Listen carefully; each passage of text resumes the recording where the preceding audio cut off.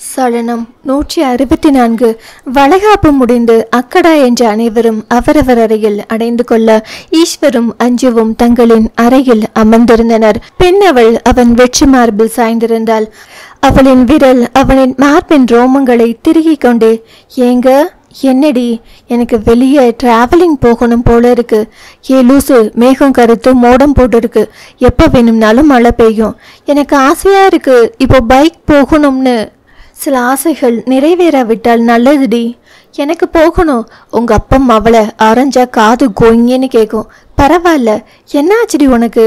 எனக்கு உங்க கூட போகணும். சொன்னா புரிஞ்சுக்கோ. போகணும், அடம் பிடிக்காத. பிரசவ நேரத்தில் ஒரு பொண்ணு ஆசைப்பட்டா அதை கண்டிப்பா நிறைவேற்றி வைக்கணும். நல்ல ஆசையா இருந்தா நிறைவேற்றி வைக்கலாம். அதெல்லாம் தெரியாது. எனக்கு நீங்க கூட்டிட்டு போகணும். எங்கடி போகணும்? அவினாசி ரோட்டில் கோயம்புத்தூர் வரை.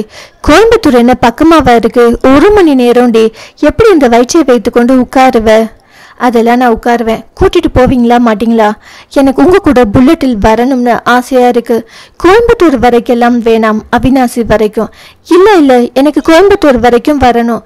கோயம்புத்தூர்ல உங்க அப்பா ஏதாவது உனக்கு வாங்கி வச்சுட்டு உட்கார்ந்துருக்காரா? சாச்சா, எங்க அப்பாவுக்கு அந்த கவலையே கிடையாது.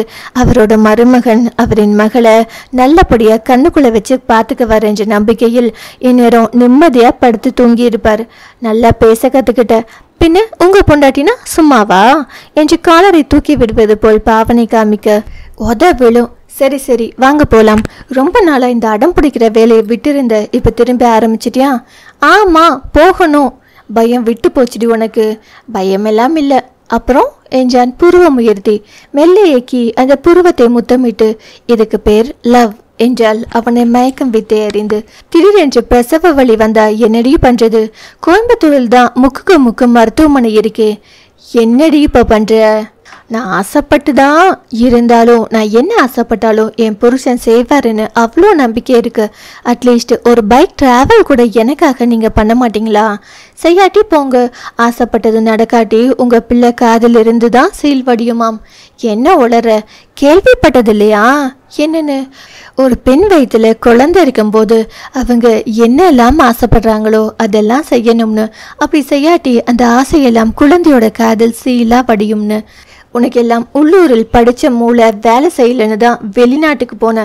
நீ எல்லாம் நாடை விட்டு நாடு போய் படித்தாலும் உனக்கு மூளை வேலை செய்யாது. ஏன் திச்சிங்க? பின்ன ஒரு பெண் மாசமா இருக்கும்போது ஆசைப்பட்டா அது கிடைக்காட்டி அவங்க ஏங்கி போய் சோர்ந்து போவாங்க. தாயின் பிரதிபலிப்பால் குழந்தையும் ஏங்கி போயிடுன்றதுக்காக தான் ஒரு அம்மா ஆசைப்பட்டா எல்லாத்தையும் செய்வாங்க. அப்போ நான் ஏங்கினா உங்க குழந்தையும் ஏங்கும் தானே? அதுக்காச்சும் வாங்க. போற வழியில் பிரசவ வலி வந்தா என்னடி பண்றது? வேகமாய் கட்டிலுக்கு அடியிலிருந்து ஒரு சிறிய பையை அள்ளி கொண்டு வந்து, இதனை ரெடியா வச்சிருக்கேன். இது என்ன? எப்போ பிரசவம் வந்தாலும் யூஸ் பண்ணிக்க ட்ரெஸ். அக்காவுக்கு ஆக்சிடென்ட் ஆனப்பவே இதெல்லாம் நம்ம எங்கே போனாலும் போகிற இடத்துக்கு கொண்டு போகணும்னு முடிவு பண்ணிட்டேன் என அந்த பையை தூக்கி கொண்டு வருவதை கண்டவன் அவளை முறைத்து, அப்போ நீ பிளான் பண்ணிட்டு தான் இந்த ஆக்ஷன் எல்லாம் போட்டுட்டு இருக்கியா? பாவமாய் மூஞ்சியை வைத்து, ஒரு சின்ன ஆசை, அதை கூட நிறைவேற்ற மாட்டீங்களா என்று கேட்கும்போது ஏனோ அதற்கு பின் மறுக்க அவனால் முடியவில்லை. வா என்றவன், ஒரு நிமிஷம் பொறு என்று செல்போனை அவளிடம் கொடுத்துவிட்டு கழிவறையை நோக்கி போக, பின் அவளுக்கு தாகம் எடுப்பது போல் இருக்கவும் தன் கையில் இருக்கும் செல்போனையும் அவன் செல்போனையும் படுக்கையின் மேல் வைத்துவிட்டு தண்ணீர் குடித்து கொண்டிருந்தாள். வெளியே வந்தவன், ரெஸ்ட் ரூம் போயிட்டு வரியா? இல்ல, போயிட்டேன். இடையில் பாத்ரூம் இல்லாட்டி கஷ்டம்டி, ஒரு முறை போயிட்டு வந்துடு. வரல. சரி வா போகலாம் என்றதும் ஏனோ அவன் வந்த அடுத்த நொடியே செல்போன் இரண்டையும் எடுக்காமல் மறந்துவிட்டு கையில் இருக்கும் பையை மட்டும் எடுத்துக்கொண்டு அவன் பின்னால் போக, ஆடவனும் எப்பொழுதும் கையில் இருக்கும் செல்போன் அவளிடம் இருக்கும் என்பதால் அந்த பையை மட்டும் வாங்கி கொண்டு அவளையும் அழைத்து கொண்டு கீழே வந்து விட்டான். அம்மாவாவது எப்பொழுதும் கிச்சனில் நடமாடி கொண்டிருப்பார்கள். இன்று அவர்களும் வளைகாப்பில் நடந்த களைப்பால் உறங்கி கொண்டிருப்பதால் சரி எந்திரிச்சதும் போன்ல கூப்பிடுவாங்க, இல்ல அதுக்குள்ள வந்துடலாம், அப்ப சொல்லிக்கலாம் என்று நினைத்து அவளை அழைத்து கொண்டு கிளம்பிவிட்டான். அவளை வண்டியில் பத்திரமாக அமர வைத்துவிட்டு அவன் அந்த புல்லட்டை எடுக்கும் பொழுது தீபக் வீட்டுக்குள் வந்தான். அவனை கண்டதும் இறங்கி போய் என்னப்பா என்று கேட்கும் பொழுது அவன் கையில் செகண்ட் சேல்ஸ் காசு 30 லட்சம் கொண்டு வந்து கொடுக்க, ரொம்ப நாள் கழிச்சு இன்னைக்குதான் சாயந்தர நேரத்தில் அம்மா தூங்கிட்டு இருக்காங்க, டிஸ்டர்ப் பண்ண வேண்டாம் என்றவன் அதிலிருந்து ஒரு 10,000 மட்டும் எடுத்துவிட்டு, இதை நீ வச்சிடு, நான் வந்து வாங்கிக்கிறேன் என்று சொல்லிவிட்டு கிளம்பி விட்டான். அவனை இறுக்கி கட்டி கொண்டு, ஏங்க என்னடி என்றான் கடுப்போடு. ஏன் இவ்வளோ கோபமா சொல்றீங்க? சரி சொல்லு என்றவன் மென்மையாக, என்னடி? Love you. Love you. சரிடி. அவ்வளோதானா? திரும்பி சொல்ல மாட்டீங்களா? Love you. அதை ஏன் லவ்வே இல்லாம சொல்றீங்க? திரும்பி முறைத்து, அடி வாங்க போற. நானே உன்னை பத்திரமா வீட்டுக்கு கொண்டு வந்து விடணும்னு நினைச்சு வண்டி ஓட்டிட்டு இருக்கேன். இந்த மாதிரி மூஞ்சிய உம்முன்னே வச்சுட்டு வந்தா என்னை வீட்லயே விட்டுடுங்க, ஒன்னும் போக வேண்டாம். என்னடி பிரச்சனை உனக்கு? எனக்கு இப்போ லவ் பண்ணணும். பண்ணு, நீங்களும் பண்ணணும். பண்ணாவதான் மேடம் வயிறு நிறைஞ்சிருக்கா? ஹலோ, லவ்வுக்கும் வயிறு நிறையறதுக்கும் சம்பந்தமே இல்லை. லவ் வேற டிபார்ட்மெண்ட், அது வேற டிபார்ட்மெண்ட். ஏனோ அவளின் பதிலில் வண்டியின் வேகத்தை மேலும் குறைத்து, என்னை பத்தி என்னடி நீ நினைச்சிருக்க? என்னை பொறுத்த அளவுக்கு உன்கிட்ட நான் காற்ற எல்லா டிபார்ட்மெண்ட்டுமே லவ் தான். படுக்கை மட்டும் வந்து காட்டுற சராசரி ஆம்பளைங்க மாதிரி என்னை நினைத்து விட்டாயா? என்னோட லவ் எப்பயுமே எங்கேயும் ஒரே மாதிரி தான் இருக்கும். நீ கூட இருந்தப்பவும் சரி, விட்டுட்டு போனப்பவும் சரி. ஐ லவ் யூ மாமா. வாயை மூடுறி. மாட்டேன், நான் பேசுவேன். நீங்க சராசரி ஆம்பளை கிடையாது. தனக்கு வரப்போறவன் அவன் திரும்பி முறைக்க, ஒரு பெண் தனக்கு வரப்போறவர் எப்படி இருக்கணும்னு ஒவ்வொரு நாளும் கற்பனை பண்ணி இருப்பாளோ, அதையெல்லாம் விட 100 மடங்கு சிறந்தவர் நீங்க. சராசரி ஆம்பளை நீங்க இல்லை. நான் உங்களை எப்படி கூப்பிடணும்? ஏன் சொல்லுங்க, எப்படி கூப்பிடணும்? எப்படியோ கூப்பிடு. இன்னும் கோபம் குறையலையா? ஒரு மயிரும் இல்லை. மூடிட்டு உட்காரு. நாளை மழை பெய்யற மாதிரி இருக்கு. உன்னை நினையாம பத்திரமா வீட்டுக்கு கூட்டிட்டு போகணும்னு யோசனையில் வண்டி ஓட்டிட்டு இருக்கேன். அவளோ அதையெல்லாம் காதல் வாங்குற நிலைமையில் இல்லை. காதல் செய்வதை மட்டும் வேலையாக நினைத்து கொண்டிருந்தவள், நான் மாமான்னு சொன்னா பிடிக்காதா? சொல்லு, பிடிக்கும். ஹலோ மக்கு மாமா, ஏற்கனவே 2 டைம் சொல்லிட்டேன் மாமா. ஹெல்மெட்டை கழட்டி விட்டு வண்டியை ஓரமாக நிறுத்திவிட்டு திரும்பி இறங்கியவன், என்ன ஆச்சுடி உனக்கு? ஒரு மார்க்கமாக தான் இருக்கு என்றான் புன்னகையோடு. மார்க்கம்தான், உங்க மேலதான் மாமா. ஐ லவ் யூ மாமா. அவளின் விழியில் ஒரு மலர்ச்சி, கொஞ்சம் பூசி உடம்பு செழித்த வனப்பு அவனை என்னவோ செய்தது. அருகில் விழியோடு விழி பார்த்தவன், என்னடி மூட்ல இருக்கியா? வீட்டுக்கு போலாமா? மூடு தான், ஆனா இது வேற மாதிரியான மூடு. அது என்ன மூட்ரி? ரொமான்டிக் மூடு என்றவள் கை நீட்டி வா என அழைக்க, இது ரோடுடி. இருக்கட்டும், புள்ளதாச்சி பொண்ணு ஆசைப்பட்டா செய்யணும். வந்தவன் மெல்ல கட்டிவிட்டு, புது இடண்டி, வீட்டுக்கு போய் மற்றதெல்லாம் வச்சுக்கலாம் என்றவன் வண்டி எடுக்க, ஏங்க என்னடி? டீ வேணும். இந்த நேரத்தில் டீ காப்பி வேணாம், நல்ல ஹோட்டல் வரட்டும். இல்லை, எனக்கு பேக்கரி தான் வேணும். வாயை மூடு. அவினாசி சாலையில் அன்னபூர்ணா இருக்கு, அங்க வாங்கி தரேன். நோ, எனக்கு ரோடு மேலே இருக்கிற பேக்கரி தான் வேணும். ஆனாலும் இந்த இடம் ஆகாது என்றவன் வண்டி எடுக்க, இவர்களின் காதலை கண்டு பூமி ஏக்கம் கொண்டதோ இல்லை வானம் ஆசை கொண்டதோ தெரியவில்லை.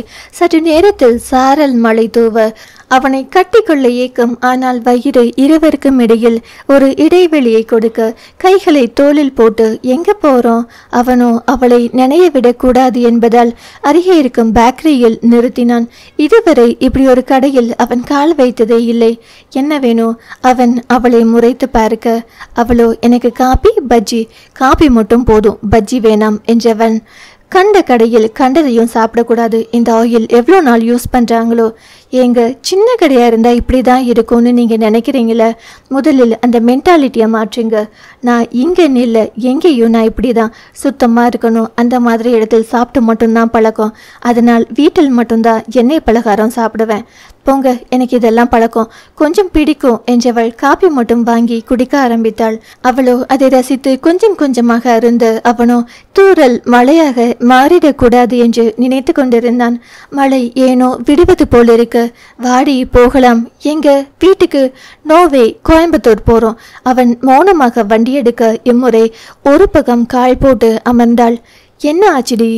கட்டிப்பிடிக்க உங்க பிள்ளை தடையா இருக்கு. அதான் என்னமோ இன்னைக்கு நீ ஒரு மாதிரி தாண்டி இருக்க என்றவளுக்கு பின்னாடி ஏதோ செய்வது போல் இருந்தது. ஏங்க என்னடி என்னைய இப்படியே எப்பவும் போல் லவ் பண்ணுவீங்களா? என்ன ஆச்சு உனக்கு கேட்டேன். ஏன் உனக்கு தங்கச்சி எதுவும் ரெடி பண்ணியிருக்கேனா நான்? ஓ தங்கச்சி கேக்குதோ தங்கச்சி என்றவள் பின்முதுகில் அழுந்த கடிக்க, ஏய் வலிக்குதுடி விடுடி. வலிக்கட்டோ என்றவள் பருத்தடத்தை பதிந்து விட்டே நிமிர்ந்த போது ஏனோ அடிவயிற்றில் சுருக் சுருக் என்று வலி.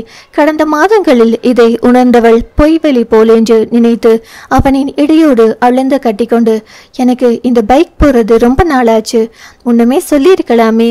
என்னைக்காச்சும் ஃப்ரீயா வீட்டில் இருந்திருக்கீங்களா சொல்றதுக்கு? சொல்லியிருந்தா கூட்டிட்டு போயிருப்பேண்டி, நேரத்தை கொஞ்சம் ஒதுக்கியாச்சும். அதான் சொல்லிட்டேனே, அதான் கூட்டிட்டு வந்துட்டேனே. உங்ககிட்ட பேச முடியுமா என்னும் போதே வண்டி கருமத்தம்பட்டியை கடந்திருந்தது.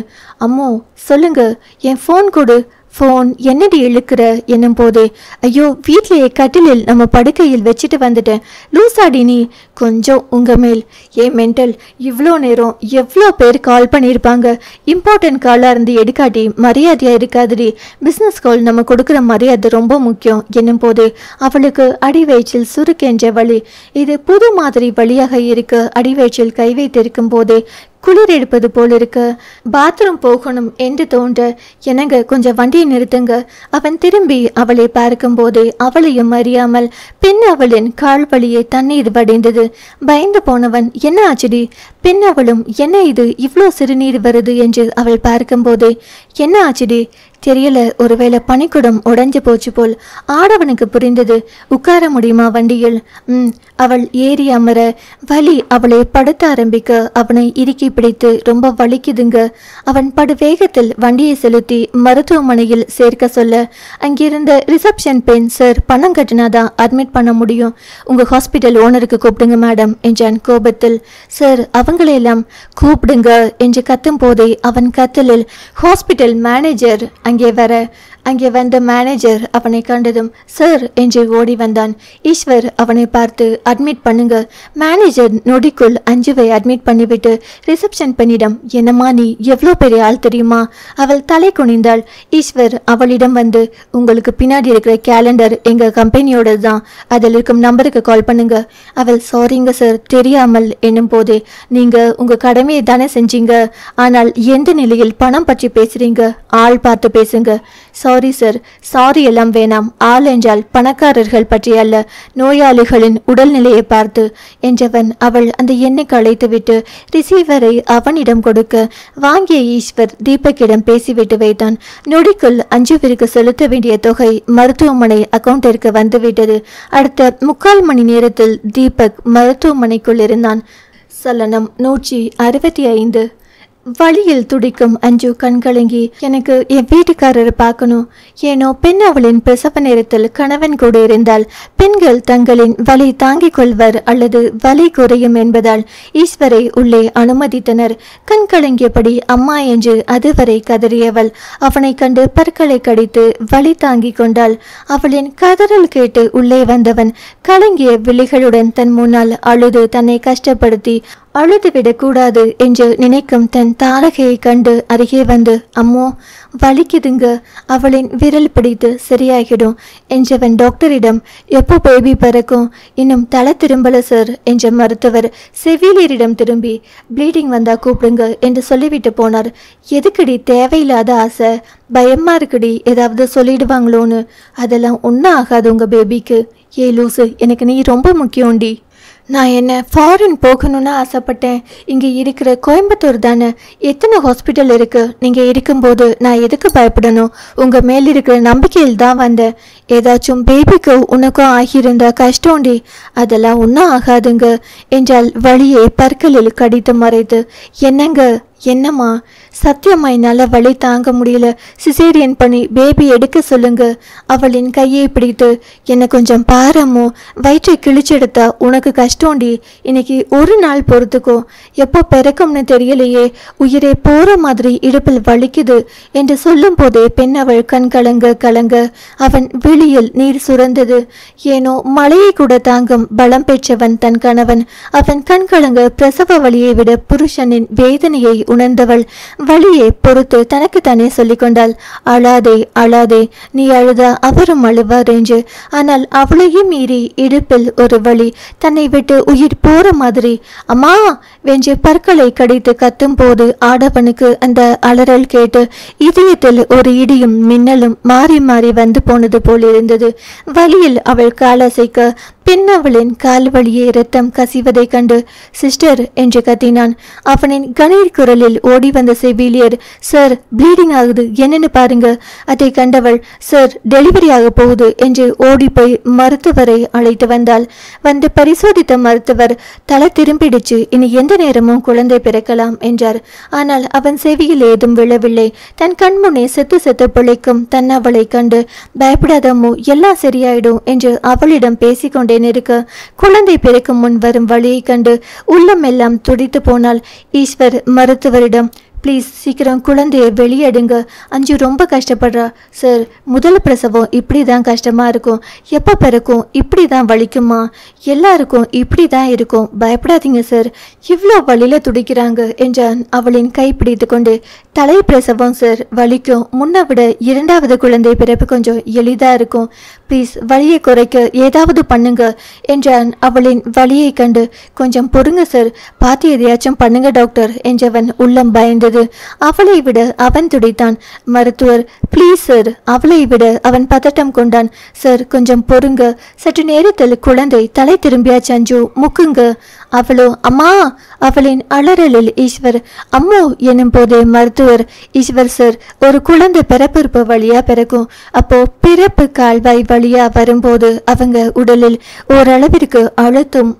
ஏன் உங்க குழந்தைக்கு அது வலிக்கும், பின் அவளுக்கு ஏனோ நீண்ட நேரம் அது வெளியே வர போராடினால் அதுக்கும் வலிக்கும் என்ற கேள்வியை கேட்டதும் பின் அவள் தன் வலிகளை எல்லாம் பற்களை கடித்து பொறுத்து கொண்டே முக்க ஆரம்பித்தாள்.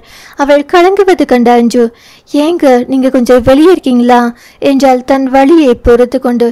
டாக்டர் கொஞ்சம் பொறுங்க சார், சீக்கிரம் பேபி வந்துடும், அவர் இருக்கட்டும் என்றார். சற்று நேரத்தில் மூச்சை அடக்கி முக்கி பற்களை கடித்து அம்மா என்று அலறும் போது குழந்தை என் தலை வந்தது. டாக்டர், அஞ்சு கமான் குயிக் முக்குங்க, பேபி வெளியே வராங்க என்னும் போதே அவள் முக்க பூமியை எட்டி பார்த்தது அந்த அழகிய வெண்மதி நிலவு. சிறு துவாரத்திற்குள் அவ்வளவு பெரிய தலை வெளியே வருவதை கண்டு அவனுக்கு ஒன்று புரிந்தது. அது தன்னவளுக்கு எப்படி வலிக்கும் என்று. ஆடவன் உடைந்து நின்னப்போ தாயின் இருட்டான கருவறையிலிருந்து இந்த பூமியை காண தன் உதிரத்தில் உருவான இரத்தமும் சதையுமான ஒரு உயிரை வந்த நொடி அவன் இதழ்களில் ஒரு புன்னகை. அவளோ கண்களை மூடிக்கொண்டு, என்ன குழந்தைங்க? மருத்துவர், மகாலட்சுமி பிறந்திருக்கு, உங்களுக்கு வாழ்த்துக்கள் அஞ்சு. வாழ்த்துக்கள் சார். அவ்வளவு வழியிலும் அவளின் இதழில் குறுநகை வந்தது. மருத்துவர் அந்த குழந்தையை தூக்கி பின் அவளின் மார்பிள் மீது போடும்போது அது உங்கா என்றது. ஐயோ என் பாப்பா அழுகுது என்றான் பதட்டத்தில். மருத்துவர் புன்னகையோடு, குழந்தை அழுதால்தான் நல்லது என்று சொல்லிவிட்டு, ஈஸ்வர் சார், ஒரு 10 நிமிஷத்தில் உங்கள் குழந்தையை உங்களிடம் ஒப்படைத்து விடுகிறேன் என்று சொன்னவர் அந்த குழந்தையை செவிலியரிடம் கொடுத்து குழந்தையை குளிப்பாட்டி துடைத்து சுத்தப்படுத்தி வெயிட் என்னன்னு செக் பண்ணிட்டு கொடுத்துடுங்க என்று சொல்லிவிட்டு அவர் போனார். கணவனின் கையை பிடித்து, எனக்கு போட்டியா பாப்பா தான் பிறந்திருக்கா. அவளின் உச்சந்தலையில் முத்தமிட்டு, உன்னை கொஞ்சம் வேண்டி நீதான் எனக்கு எப்பவுமே ஃபர்ஸ்ட் என்று சொல்லிவிட்டு செவிலியர் போன பெண் அவளின் முகத்தை பார்த்து, ஏன் பிரசவத்தின் போது என்னை உடன் இருக்குமாறு சொன்ன? பிரசவம் ரொம்ப கஷ்டம் என்று எல்லாருக்கும் சொல்ல கேள்விப்பட்டிருக்கேன். எனக்கு என் அம்மாவோ அக்காவோ இருந்து வந்தா நான் அழுறதை பார்த்து இன்னும் அழுவாங்க, நான் பலவீனம் ஆயிடுவேன். ஆனால் நீங்கள் பக்கத்தில் இருந்தால் நான் இன்னும் கொஞ்சம் ஸ்ட்ராங்காக இருப்பேன்னு நினச்சேன்.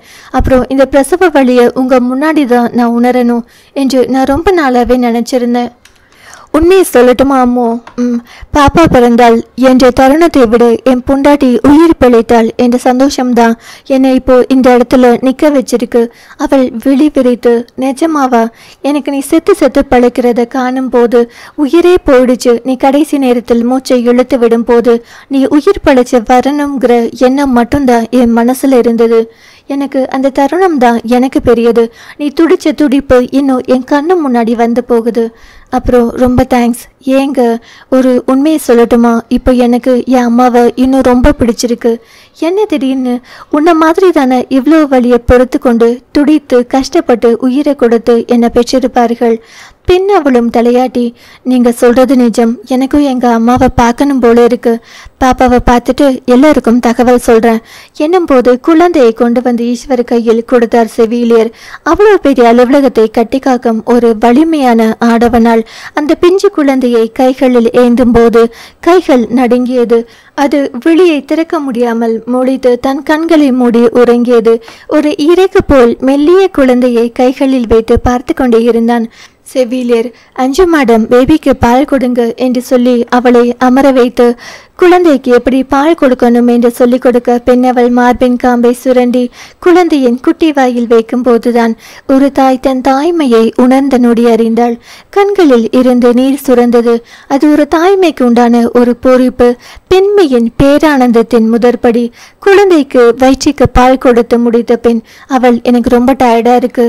ஆடவன் ஏந்தினான் தன் குட்டி தேவதையை. பால் குடித்த பின் அது விழிகளை திறந்து கொஞ்சம் மூடி மூடி திறந்தது. குழந்தையின் முகாசேவில் எவ்வளவு அபிமானமானவள்! குழந்தையின் தோல் ரோஜா இதழ்கள் போல் மென்மையாக இருந்தது. அவளின் ரோமங்கள் பட்டு போல மிருதுவாக இருந்தது. கைகளில் வைக்கும் போதே அது தன் உடல் சோம்பலை முடிப்பதற்காக கைகளை முழு பலத்துடன் நகர்த்தினாள். அம்மோ என்றான். குழந்தை என்னவோ தன்னையும் அறியாமல் சிரித்தது. அது அவனை என்னமோ செய்தது. ஏனோ இந்த நேரத்தில் இவள் எண்ணங்களில் என்ன இருக்கும், என்ன மாதிரியான கனவுகள் இருக்கும், நல்லது கெட்டது என்று எதையும் அறியாமல் அவள் உறங்கிக் கொண்டிருக்கும் அழுகை கண்டு கொண்டே இருக்கும் போது வீறிட்டு அழுதது. அதில் அவனுக்கும் அழுகை வந்தது. இந்த குழந்தையை கைகளில் ஏந்தி, சிஸ்டர், எதுக்கு பாப்பா அழுகுது என்றான் பதட்டத்துடன். சார், குழந்தைக்கு வெப்பம் கொடுக்கணும் என்றவள், அவங்க அம்மா கிட்ட கொடுங்க, கொஞ்ச நேரம் அவங்க மார்பு சூட்டில் இருந்தால் அழுகை நின்றுவிடும். அஞ்சுவோ பிரசவ வழியில் கத்தி சோர்ந்து அப்பொழுதுதான் கழிவறை எழுந்து போய் தன் கால் வலியை வலியும் உதிரத்தை எல்லாம் கழுவி விட்டு சோர்ந்து போய் வந்தாள். அவளிடம் கொடுக்க எண்ணாமல் அவளுக்கு சாப்பிடுவதற்கு என்ன கொடுக்க வேண்டும் என்று செவிலியரிடம் கேட்டுவிட்டு குழந்தையை தூக்கி கொண்டு வெளியே வந்தான். அங்கே மொத்த குடும்பமும் இருந்தது. இது எப்போ என்று அவன் நினைக்கும் போது தீபக், அண்ணா, நான் தான் சொன்னேன்.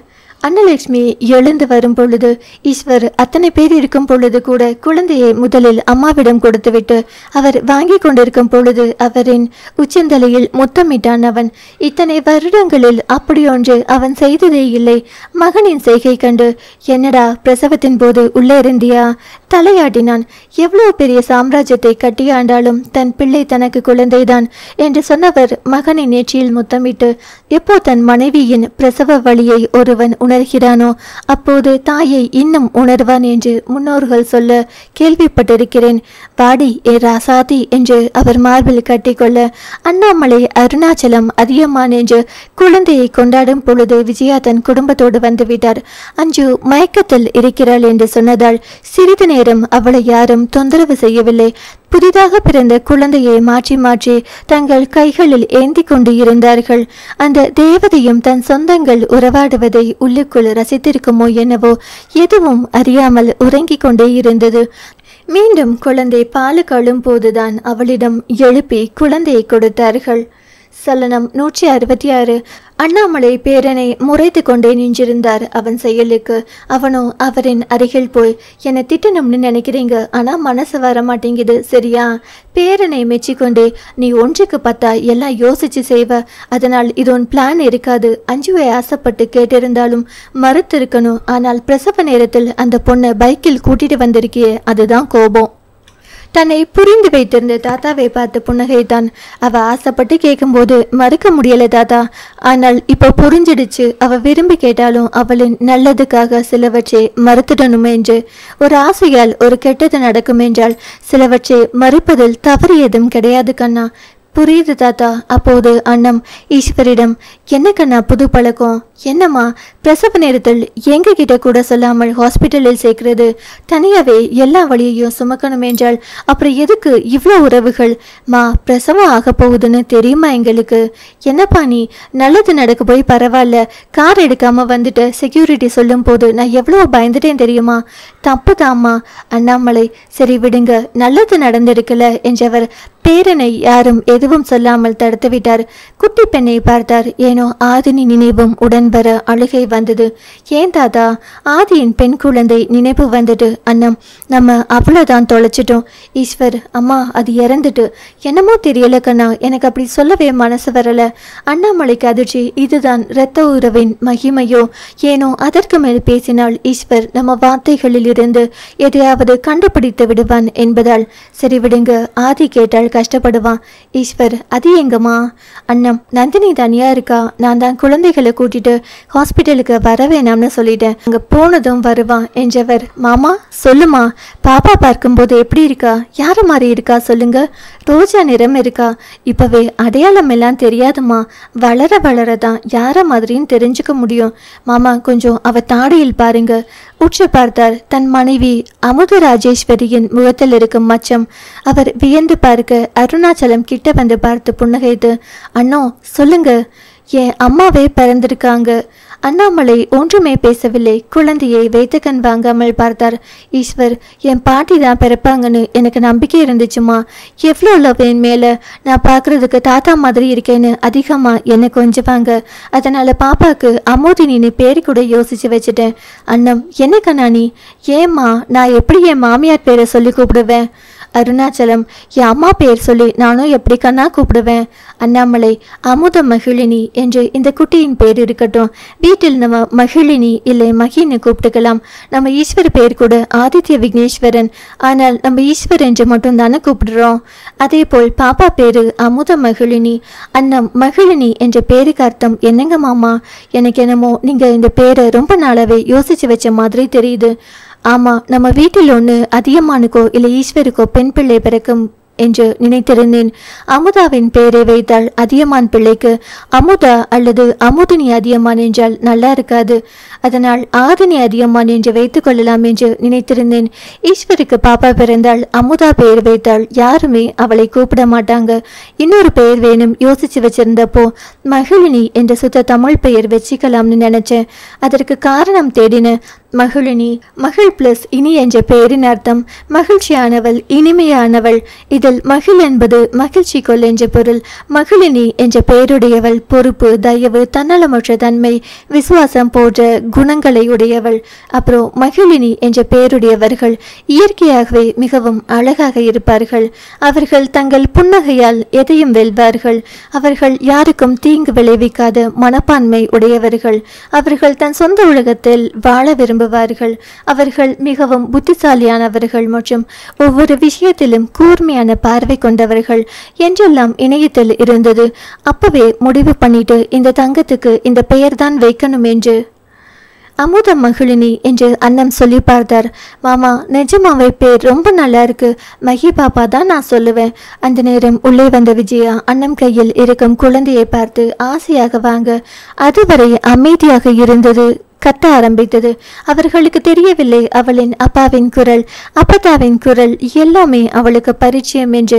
அந்த குரல் கேட்டுதான் ஒரு பாதுகாப்பாயின இடத்தில் இருப்பதாய் அது உணர்கிறது என்று. ஈஸ்வர், ஐயோ பாப்பா அழுது என்னும் போதே அண்ணாமலை அவனின் கைப்பிடித்து, குழந்தை அலறது இயற்கை, பேசாம இரு என்று மென்மையாக சொல்லி குழந்தை அளவும் அன்னமே மீண்டும் வாங்கி கொண்டார். விஜயாவும் தாய் என்பதால், அண்ணி என் செயல் ஒருவேளை பாப்பாக்கு கசகசன்னு இருக்கோ என்னவோ என்றவர் மகளை பார்க்க போனார். பின்னால் வந்த ரவி தன் கையில் இருக்கும் தீரனை மனைவியிடம் ஒப்படைத்துவிட்டு பிள்ளையை பார்த்தான். பிடிங்க மாப்பிள்ள என்று அண்ணம் குழந்தையை அவனிடம் கொடுத்துவிட்டு, குட்டி பாப்பா, உன்னோட ஒரே மாமன் வந்திருக்கிறார் என்று சொல்லிவிட்டு தள்ளி நின்றார். ஆதிரை, சாரதாம்மா, தண்டபாணி எல்லாமே வந்து குழந்தையை குட்டி பாப்பா, தங்கம், அழகி என்று கொஞ்ச அவளோ விழியை திறந்து திறந்து மூடிக்கொண்டிருந்தாள். குழந்தையை கையில் வைத்து பார்த்தான். ரவிக்கு கண் கலங்கியது. ஏனோ தன் மகள் பிள்ளை பெற்றாள். ஒரு உணர்வு வருமே, அதுதான் உருவாகியிருந்தது அவனுக்கு. அஞ்சுவை இதை குழந்தையிலிருந்து கையில் தூக்கியவன் அவன். இன்று அவளின் குழந்தையை கையில் ஏந்தும் போது அது ஒரு தாய்மாமன் என்பதையும் தாண்டி ஒரு பிணைப்பு உருவாகியிருந்தது.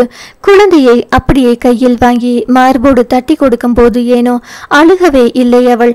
ஈஸ்வர் அவனின் அம்மா காதல், என் பொண்டாட்டி உயிரெல்லாம் இன்னும் நம்ம அண்ணன் வரலன்னு தேடிக்கிட்டே தான் இருக்கும். ஏன் கண்ணா இப்படி யோசிக்கிற? உனக்கு பெண் பிள்ளைய பிறந்திருக்கு, நாளைக்கு இவளுக்கு புருஷன் வரும்போதும் நீ இப்படிதான் பேசுவியா?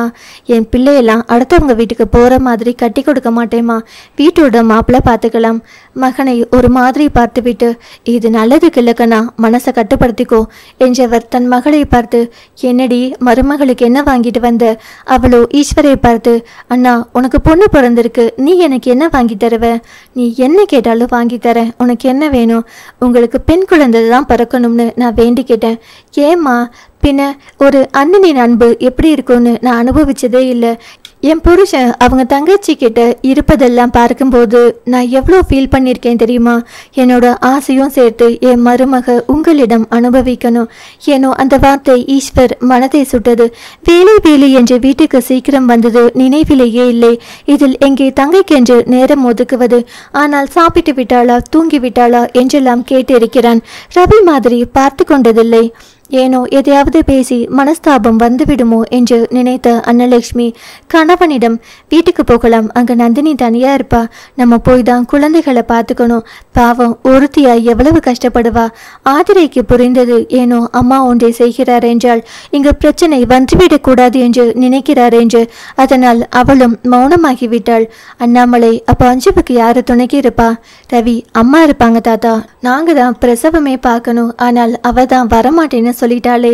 ஈஸ்வர் வாய் திறப்பதற்குள் அண்ணம், சரிங்க மாப்பிள்ள, விஜயா இருக்கட்டும், நாங்க கிளம்புறோம் என்று சொன்னவர் எல்லோரிடமும் சொல்லிவிட்டு மகனின் கைப்பிடித்து வா என்று அழைத்து போனார். அம்மா, அவரோ, கண்ணா அவங்க அம்மா வந்துட்டாங்க, அவங்க இருக்கிறப்ப நம்மளும் இருந்தா நல்லா இருக்காது இல்லையா? அப்புறம் ஏற்கனவே அஞ்சு அங்கே போகலன்னு அவங்க மன வருத்தத்தில் இருப்பாங்க, இதையாச்சும் செய்யட்டுமே, விடுக்கண்ணா. அவர்களுடன் பேசிவிட்டு அவர்களை அனுப்பிவிட்டு மேலே வந்தான்.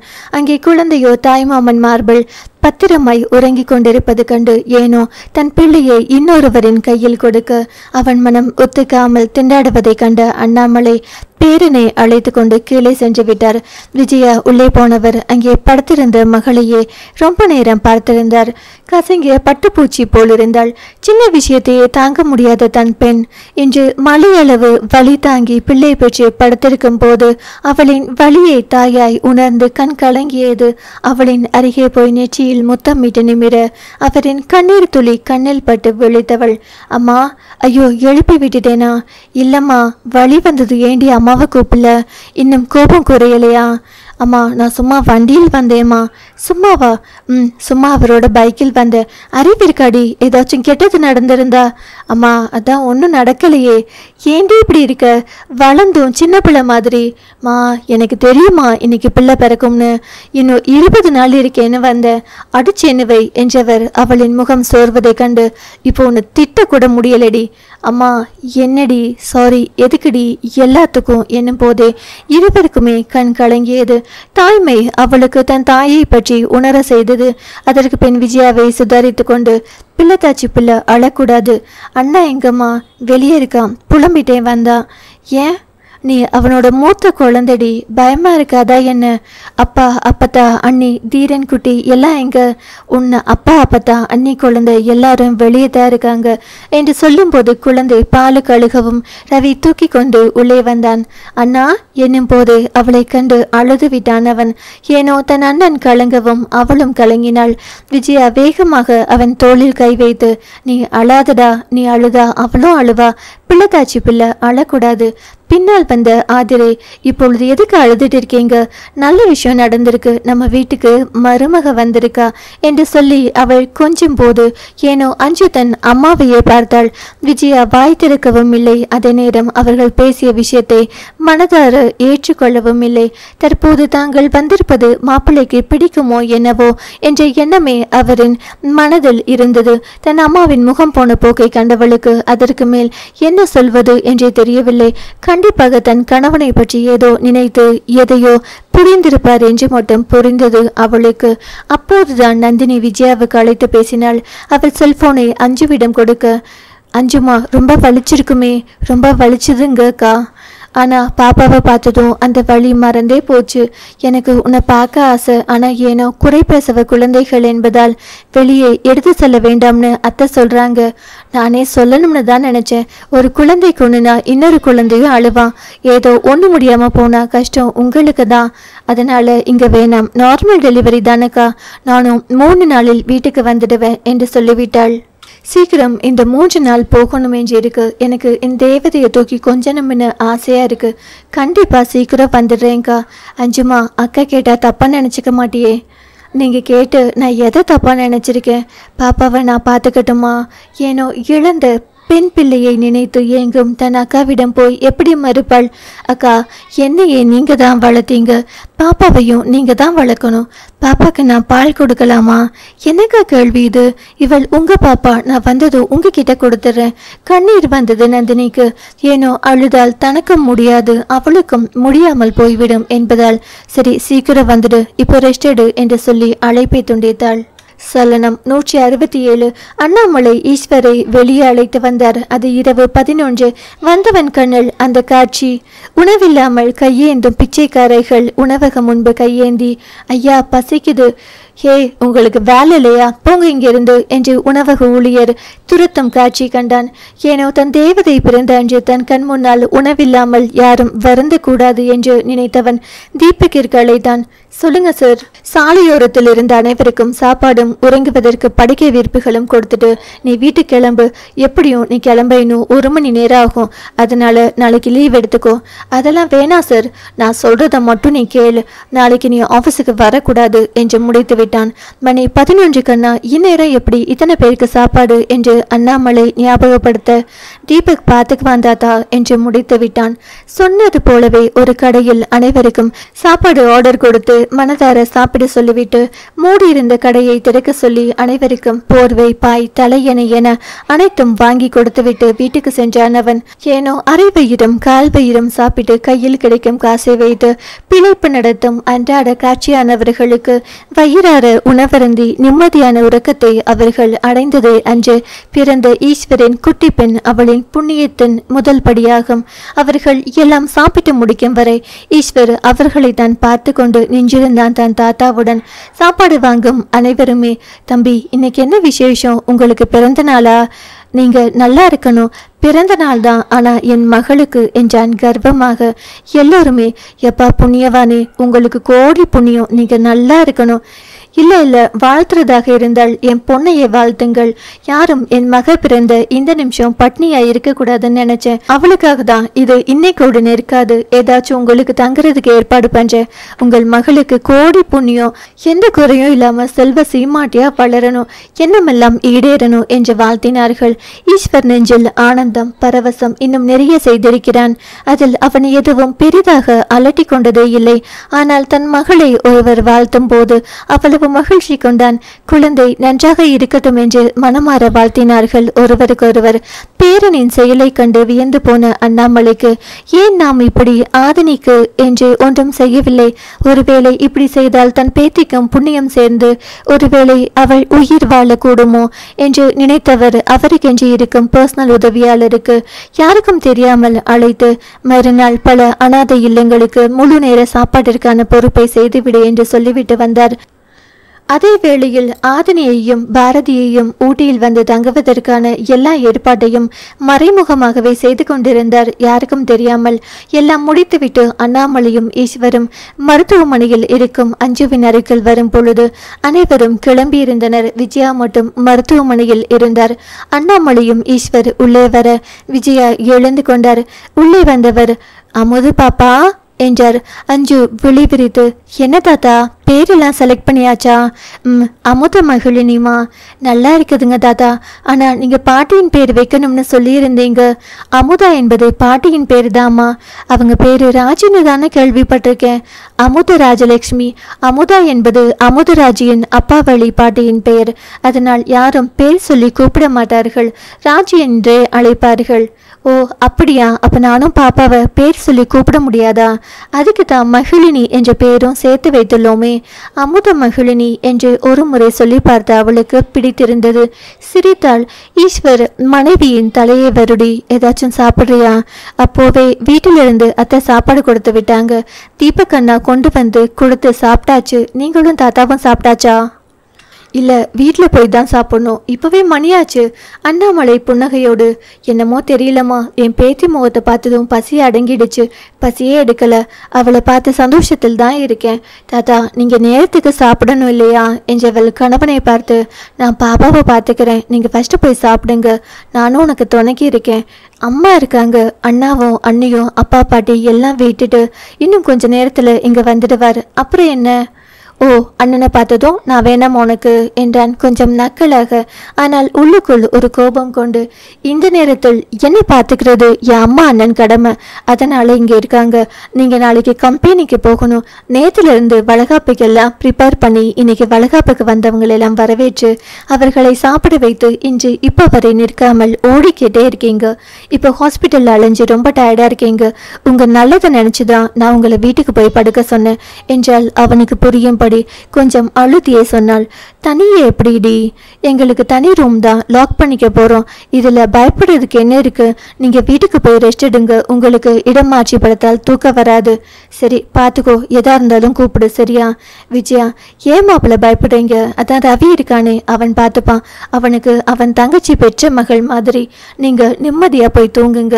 அதுதானே என் பிரச்சனை என்று நினைத்தவன் தலையாட்டி கொண்டு அவளை பார்த்தான்.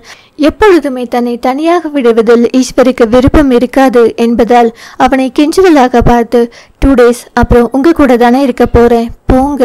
விஜயா, என்ன மாப்பிள்ள என்கிட்ட விட்டுட்டு போறதுக்கு இவ்வளவு தயங்குறீங்க என்றவர் மகளை பற்றி, நீ என்னடி 2 நாள்னு சொல்ற? இன்னும் பிரசவம் முடிஞ்சு 3-4 மாசம் எங்க கூட தான் இருக்கணும்.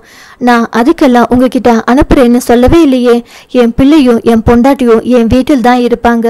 விஜயா மகளை பார்க்க அவளோ கண்களால் தயவு செய்து எதுவும் பேசாதீர்கள் என்பது போல் விழியால் ஜாடை செய்ய அவர் மௌனமானார். ஈஸ்வர், போலாங்களா தாத்தா? அவர் தலையாட்டி கொண்டு, சரி, நீங்க ரெஸ்ட் எடுங்க, கிளம்புறோம். நேரமாச்சு தாத்தா, ஹோட்டல்ல சாப்பிட்டு போங்க. வீட்டில் போய் தான் 2 பேரும் சாப்பிட போறோம் என்றவர். விஜயாம்மா, நீ சாப்பிட்டியாம்மா என்றார் அவர். சாப்பிட்டேனுங்க. சரி, நாங்க கிளம்புறோம், நீ பார்த்துக்கோ. குழந்தை பத்திரம், கதவை தாழ் போட்டுக்கோங்க.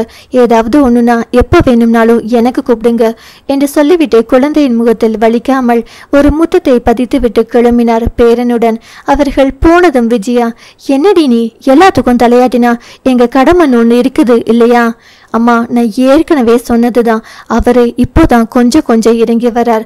இந்த நேரத்தில் நான் என் அம்மா வீட்டுக்கு போறேன்னு பிடிவாதம் பண்ணினா அப்புறம் எப்பவுமே நான் வர முடியாதுமா, கொஞ்சம் புரிஞ்சுக்கோங்க. என்னமோ போ, எதை பேசுறது எதை விடுறதுன்னு ஒன்றும் புரியல என்றவர் குழந்தையின் அருகே வந்து அவளை தூக்க அது என்னவோ கத்த ஆரம்பித்தது. என்னடி, யார் தூக்குனாலும் இவள் அமைதியா இருக்கா? நான் தூக்குனா மட்டும் கத்துறா. அம்மா, நீங்க எப்ப பார்த்தாலும் என் பிள்ளைய ஆகாதுன்னு சொன்னீங்க. அவளின் அப்பா மாதிரி போல. நீங்க வேணாம்னு சொன்னது அவளுக்கு புரிஞ்சிருக்குமோ என்னமோ. ஏண்டி, வாயில சொல்றதுக்காக என் பேத்திய வேணாம்னு சொல்லிடுவேனா? அப்ப தீரனுக்கு கல்யாணம் பண்ணி வைக்கிறீங்களா மனதார? நீ என்ன நினைச்சுக்கிட்டாலும் பரவாயில்ல அஞ்சு. உன் புருஷன் தான் செய்வதை மட்டும் தான் செய்வார். என் மகன் உனக்காகவும் உன் அக்காக்காகவும் இறங்கி வந்தது போதும். 2 பெண்களுக்கு அண்ணனா என் மகன் இறங்கி வந்தது போதும். ஆனா என் பேரன் இனி உன் மகளை கட்டி அவன் உங்ககிட்ட காலம் முழுவதும் இறங்கி வர நான் விரும்பல. அஞ்சு தலையாட்டினாள். பொண்ணு உங்க வீட்டுக்கு வரக்கூடாது, அவ்வளவுதானேம்மா? ஏய், என் பேத்தியவள், அவ கடைசி வரைக்கும் வரணும். ஆனால் தீரனுக்கு மனைவியா எப்போதும் வேணாம். அவனுக்கென்று இந்நேரம் ஒரு பெண் கண்டிப்பாக பிறந்திருக்கும். இவர்கள் இப்படி பேசிக்கொண்டிருக்கும் பொழுது பாரதி ஆதினியை கையில் வைத்துக்கொண்டே, மை டியர் அம்முக்குட்டி, நாளை நம்ம இந்தியா போறோம். உன் அப்பாவின் பக்கத்துல உன்னை அவங்க கிட்ட சேர்க்கணும். அதுக்கு நீ நல்லம்மா வாழணும் என்று அந்த குழந்தையின் காதல் சொல்லிக் கொண்டிருந்தாள். ஏனோ பிறந்த நொடியிலிருந்து ஒரே முகத்தையே பார்த்து வந்ததால் அது அவள் பேசும் பேச்சுக்கெல்லாம் புன்னகைத்து கொண்டிருந்தது. அன்று அஞ்சுவை மருத்துவமனையில் இருந்து டிஸ்சார்ஜ் செய்வதற்கான ஏற்பாடுகள் நடைபெற்றது. 3 நாள் கழித்து அஞ்சு தன் குழந்தையோடு வீட்டிற்கு வந்தாள். அந்த தேவதையை ஆரத்தி சுற்றி வரவேற்றார்கள் குடும்பத்தினருடன். குழந்தையுடன் வந்த அஞ்சுவை கட்டி கொண்ட நந்தினி அந்த தேவதையை அள்ளி மார்பில் போட்டு தட்டி கொடுத்து அணைத்து கொண்டாள். பாரதி குழந்தையோடு ஊட்டி வந்து சேர்ந்தாள். ஏனோ இந்திய மண் அவளின் ஆயுர் காலத்தை நீடிக்குமா என்று காலமே சொல்லும்.